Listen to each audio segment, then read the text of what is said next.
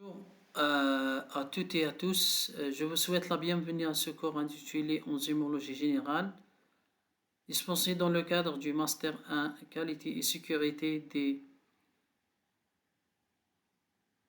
des produits agroalimentaires à l'Université Al-Arbi Ben Mhidi à Bouaghi. Je suis le docteur Khalifa Haroun, maître assistant classe B au sein de l'Institut des sciences et des techniques appliquées, et j'ai le plaisir de vous accompagner tout au long de ce module passionnant. Cette vidéo est conçue comme une introduction complète au cours. Elle couvre l'essentiel des 2 premiers chapitres en mettant l'accent sur les définitions, la classification des enzymes et la cinétique enzymatique. Nous conclurons par une synthèse des notions clés. Donc, les êtres vivants sont le siège d'un grand nombre de réactions biochimiques complexes. Ces réactions ne pourraient pas se produire dans les conditions normales de température et de pH, sont une aide précieuse des enzymes.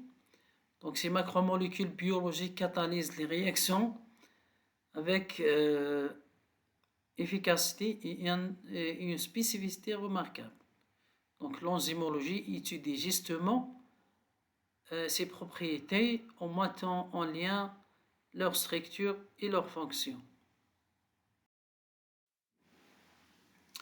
Donc le cours d'enzymologie générale vise à fournir une compréhension approfondie des enzymes, leur rôle, leur mode d'action et leur application.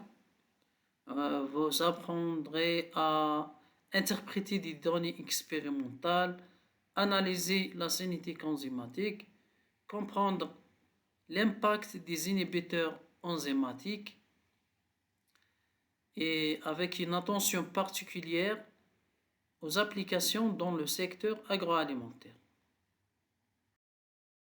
Au chapitre 1, généralité sur les enzymes, et il se décompose en 3 grandes parties.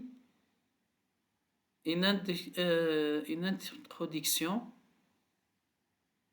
qui traite l'historique des enzymes, des définitions fondamentales et les conceptions clés en enzymologie, et la classification officielle des enzymes selon leur fonction.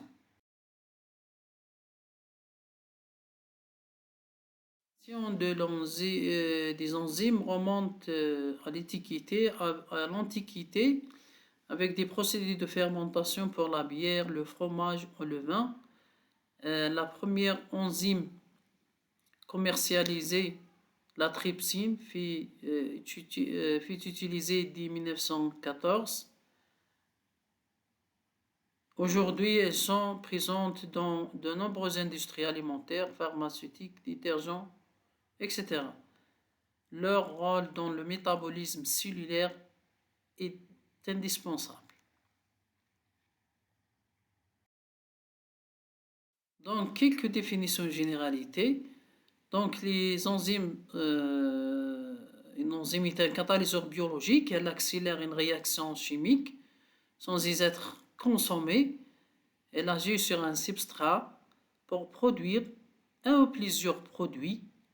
Certaines enzymes sont produites sous forme inactive, appelées proenzymes, ou zymogènes, comme le pepsinogène, sécrété par le pancréas.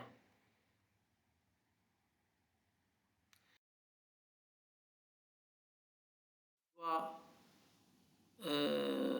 savoir en enzymologie les cofacteurs, par exemple.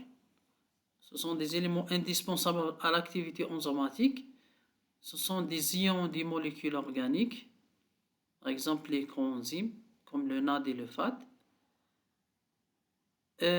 On doit aussi savoir la structure des enzymes. Donc les enzymes possèdent les 4 niveaux d'organisation de la structure des protéines, de la structure primaire à la structure quaternaire, parce que tout simplement ce sont de nature protéique.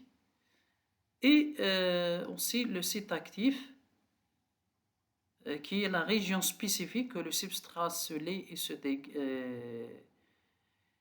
se transforme.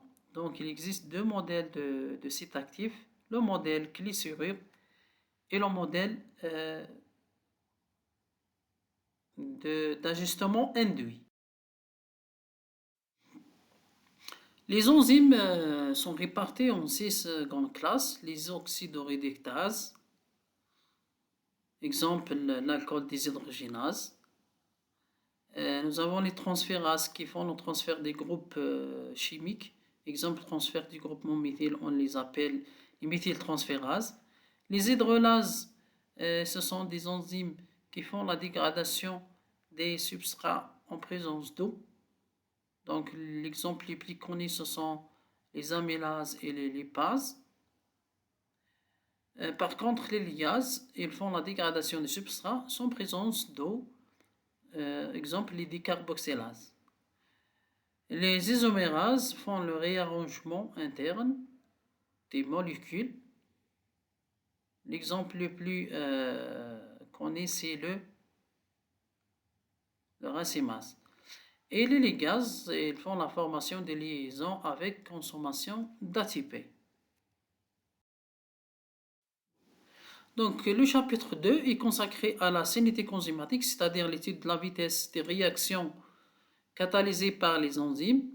Cette branche est essentielle pour comprendre le fonctionnement biochimique, mais aussi pour développer de nouveaux médicaments ou optimiser des procédés industriels.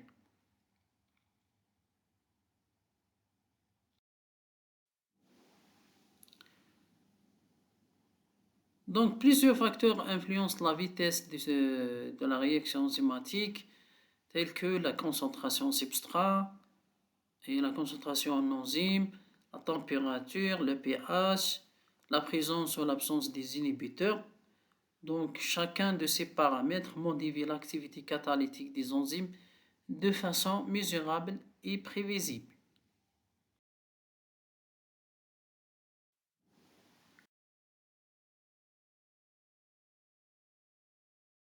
Une réaction est mesurée dès le départ lorsque les conditions sont les plus stables. Cela évite les biaïs liés à l'accumulation de produits ou la dénaturation enzymatique. Cette mesure permet de tracer des courbes de saturation et déterminer des paramètres fondamentaux comme le Vmax et le constant de Michaelis-Menten.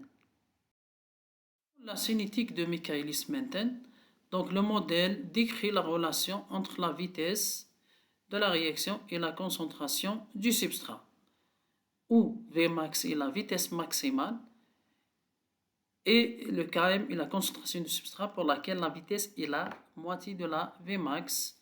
Donc un Km faible signifie une forte affinité en enzyme substrat. Pour résumer, les enzymes sont des catalyseurs biologiques précieux capables d'accélérer les réactions chimiques avec précision et efficacité. Leur étude à travers la structure, la fonction, la cinétique est essentielle à la compréhension du vivant et à de nombreuses applications industrielles et pharmaceutiques. Donc, je vous invite à approfondir ces notions tout au long du semestre avec des exemples, des exercices pratiques et des études de cas.